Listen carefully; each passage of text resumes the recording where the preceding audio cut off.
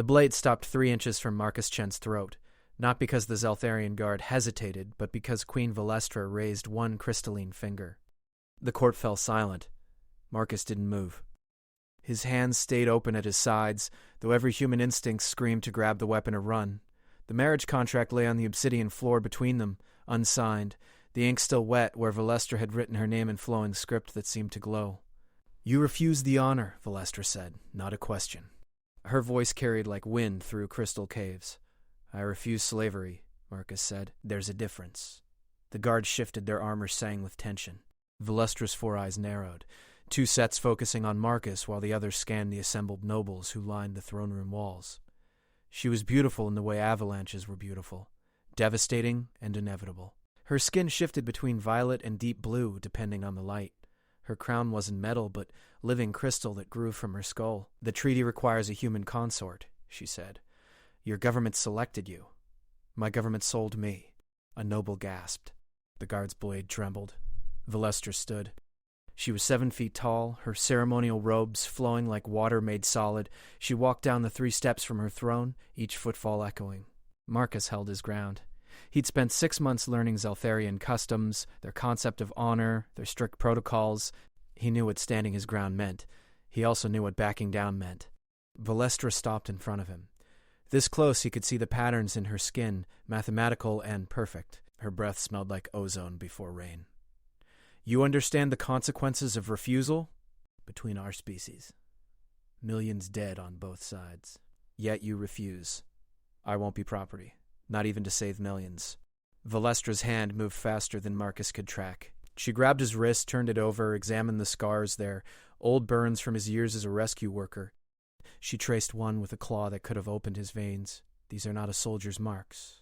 No. You saved people. I tried to." Turned, walked back to her throne, but didn't sit. "The treaty cannot be altered. A human must join the royal house. If not through marriage, then how?"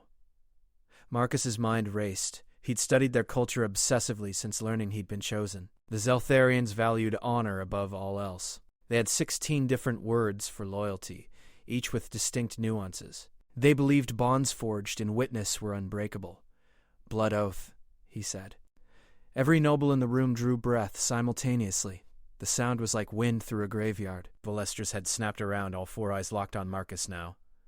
"You don't know what you're suggesting." "I spent 6 months learning. A blood oath between equals. Not marriage, not ownership. Partnership. Witnessed by your ancestors and mine." "No human has ever proposed such a thing. Because no human has been sold into marriage before. You would bleed for this?"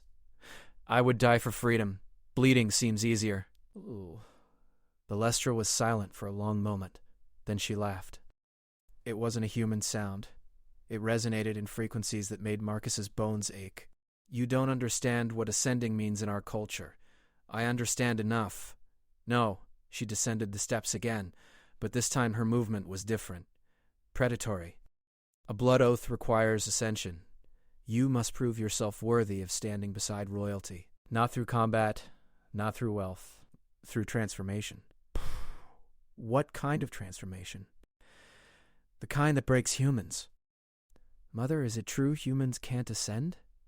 Everyone turned. A small Zeltharian girl, no more than 6 in human years, stood in a side entrance. She wore simple robes, not the formal court dress. Her crystalline crown was just beginning to form, small buds on her temples. A guard moved to intercept her, but Valestra raised her hand. "Lysa, you should not be here. I wanted to see the human. The teacher says they're fragile, that their minds can't handle the pressure." "Is it true?" Marcus looked at the child, at Valestra. "At the assembled court." He saw something in that moment. The Zeltharians didn't just want a political alliance. They wanted to understand humanity. To see if humans were worthy of partnership or just useful tools. "It's not true," Marcus said to the girl. "We can handle more than you think."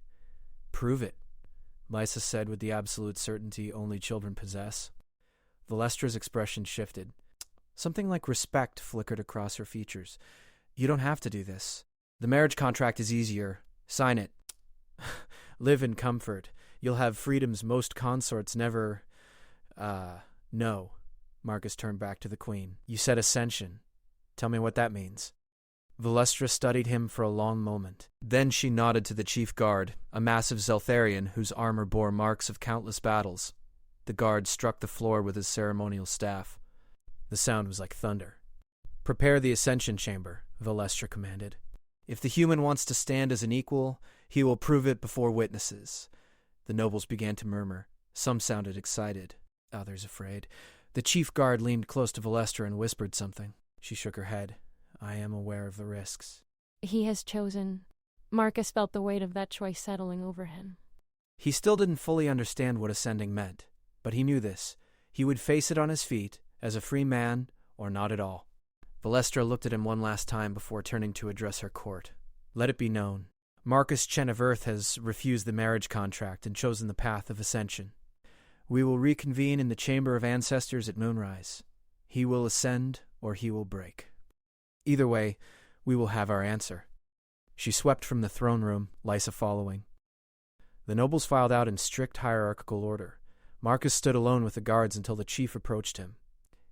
You should have taken the marriage, the guard said quietly. What you've chosen is worse than death. What exactly have I chosen? You'll see soon enough. Pray to whatever gods your people believe in. You're gonna need 'em. They led Marcus away. He didn't look back at the unsigned contract on the floor. Whatever came next, he would face it, not as property, as himself. The Ascension Chamber was ancient, older than the palace, older than the city built around it. The walls were carved from a single piece of black stone that seemed to absorb light. Symbols covered every surface, written in a language that predated modern Zeltharian. In the center of the room stood a pool of liquid that glowed with inner luminescence. It was the color of moonlight and moved like mercury. Marcus stood at the edge, wearing only simple pants. They had taken his shirt, his shoes, everything metal. Valestra stood across from him in ceremonial robes that were different from her court dress. These were white, marking her as witness rather than participant. Lysa stood beside her mother, eyes wide. Around them, 12 elders formed a circle. They chanted in the old tongue. Last chance, Valestra said. You can still choose the marriage contract. Marcus looked at the pool. His reflection stared back, distorted and strange. What happens when I enter? The pool connects to our ancestral consciousness. Every Zeltharian who has ever lived, every memory, every achievement, every failure, it will flood your mind. Most of our own people can't withstand it without years of preparation. It's how we choose our leaders, our warriors, our most honored. You're human. Your mind isn't built for this kind of connection. What happens if I break? Your mind will shatter. You'll live, but you won't be yourself anymore. A shell will return you to Earth and the treaty will fail. And if I succeed, then you'll understand us. Truly understand us. And we'll understand you. The blood oath will be possible because we'll be equals in a way marriage could never achieve. Marcus nodded slowly. He thought about his sister back on Earth. About the refugees he'd pulled from burning buildings. About every time he'd chosen to walk into fire because someone needed help. This was just another kind of fire. I'm ready. No, Valestra said. You're not. But you're brave enough to try anyway. Marcus stepped into the pool. The liquid was warm. It climbed his legs like living things, eager and hungry. When it reached his waist, the chanting grew louder. When it touched his chest, his heart began to race. When it covered his shoulders, he took one last breath and let himself sink. The world exploded. Memories that weren't his crashed through his mind. He saw the birth of the Zeltharian Empire, watched their first queen unite warring tribes, felt the pain of their first contact with another species, the joy of successful diplomacy, the grief of wars that killed billions. He experienced 1,000 lifetimes in seconds. Birth, death, love, hatred, triumph, despair. It came in waves that threatened to drown him. Marcus tried to hold on to himself, to remember his name, his purpose. But the memories were so strong. He felt himself fragmenting, pieces of his identity scattering like leaves in a hurricane. He was dying, not physically, but everything that made him Marcus Chen was being stripped away. Then he remembered Lysa's question. Is it true humans are fragile? No, humans weren't fragile. Humans survived. They adapted. They endured. Marcus stopped fighting the memories. Instead, he accepted them, let them flow through him without trying to hold them, like water through fingers. The memories were real. but they weren't his. He could witness without becoming. He could understand without losing himself. The pressure eased slightly, then more. Marcus found the core of who he was and wrapped it in something the Zeltharian consciousness couldn't touch. His humanity. His stubbornness. His absolute refusal to break. He surfaced gasping. The pool released him reluctantly. He climbed out shaking, his body covered in luminescent residue. Valestra caught him before he fell. Her 4 eyes were wide.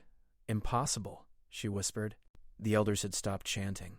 They stared at Marcus like he was a ghost. Lysa clapped her hands, delighted. "I told you humans weren't fragile." Marcus couldn't speak yet. His mind was still processing what he'd experienced. But he was himself. Damaged, changed, but fundamentally still Marcus Chen. Valestra helped him sit. She looked at the elders. "You witnessed?" The eldest nodded slowly. He ascended. Not as we do, but in his own way. He held his center while accepting the whole. "I've never seen such a thing." Valestra turned back to Marcus. Her expression was complex. Respect mixed with something else. Wonder, maybe? Or fear. "You understand us now." "Yes, and you understand me." During the ascension, the connection had worked both ways. The Zeltharians had experienced Marcus's memories too. They'd felt his fear during rescues, his determination, his love for his sister, his anger at being sold. They'd witnessed his humanity in the same way he'd witnessed their history. "The blood oath," Valestra said formally. "You've earned it." Drew it across her palm without hesitation. Purple blood welled up, glowing faintly. She offered the blade to Marcus. He took it. Cut his own palm.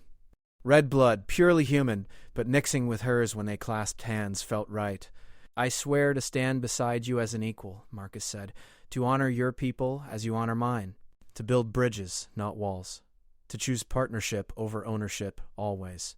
"I swear to recognize your sovereignty," Valestra responded, "to honor your choice, to stand beside you as an equal, to protect what we've started here, to never forget what you've shown us." The elders began to chant again, binding the oath. Lysa watched with solemn attention. The blood where their hands joined began to glow, purple and red, mixing into something new. When they released hands, both bore scars that would never fully fade, proof of the oath, proof of what was possible when species chose to meet as equals. Valestra helped Marcus to his feet. "You'll need rest. The ascension takes days to fully process. What happens now?" "And we teach you. Not as a marriage contract, but as a true alliance. You'll have a voice in my court. Not as a consort, but as a partner in building peace." His legs were shaky, but he could stand. "And the war?" "Prevented. What you did here today, the ascension, word will spread. Both our peoples will understand we found a better way." They walked from the ascension chamber together, Lysa between them.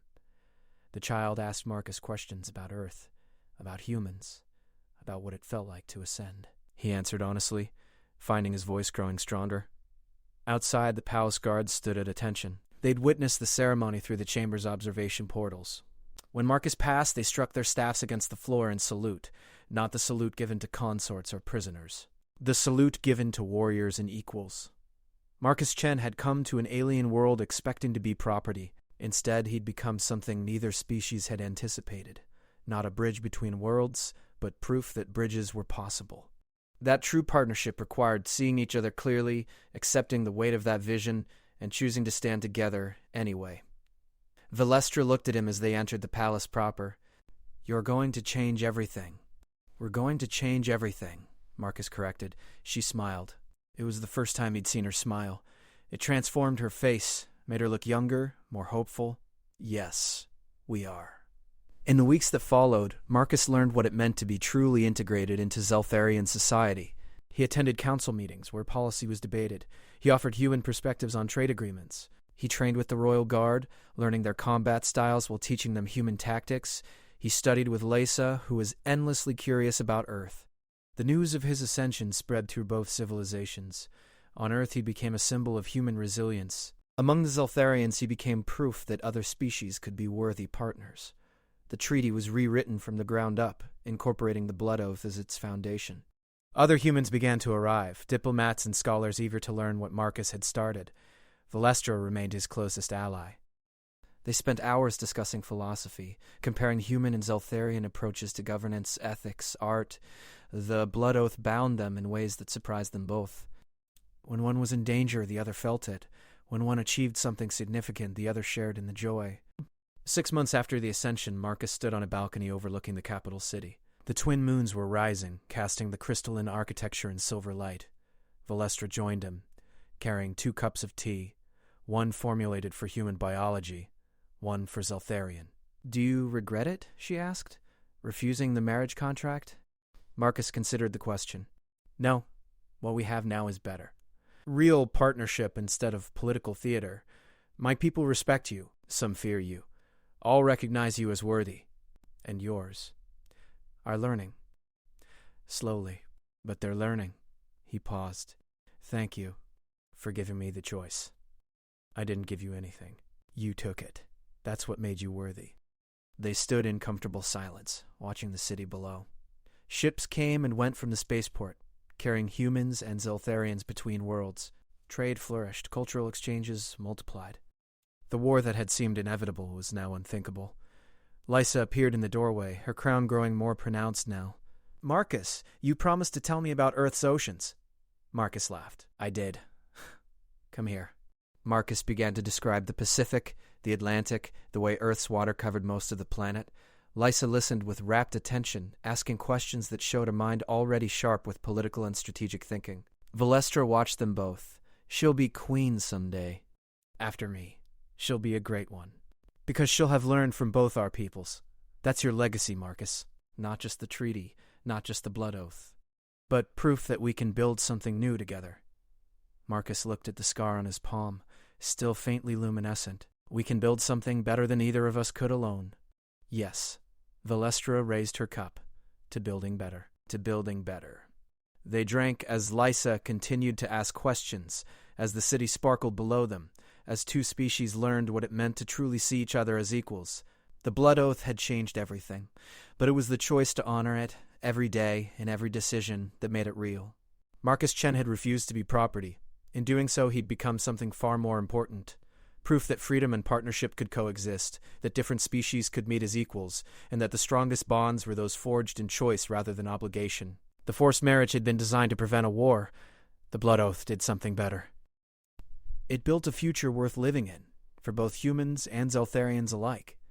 And it all started with one human who refused to accept slavery, even to save millions. Who chose to risk everything for the possibility of something real. Who ascended not by becoming Zeltharian, but by remaining profoundly, stubbornly human. Years later, when historians analyzed the treaty, they would point to that moment in the throne room as the turning point, when Marcus said no to the marriage and yes to the blood oath. But those who were there knew the truth. The turning point was Lysa's question. "Is it true humans are fragile?" And Marcus's answer, given not in words but in action, "We can handle more than you think." That truth echoed through both civilizations, changing how humans saw themselves and how Zeltharians saw others. It became the foundation of an alliance that would shape galactic politics for generations. But in that moment on the balcony, with Lysa asking about oceans and Valestra smiling beside him, Marcus Chen simply enjoyed the evening. He'd earned it. They all had. The blood oath glowed faintly on his palm, a reminder of what was possible when beings chose to meet as equals, to understand each other truly, and to build something better together. And that was enough.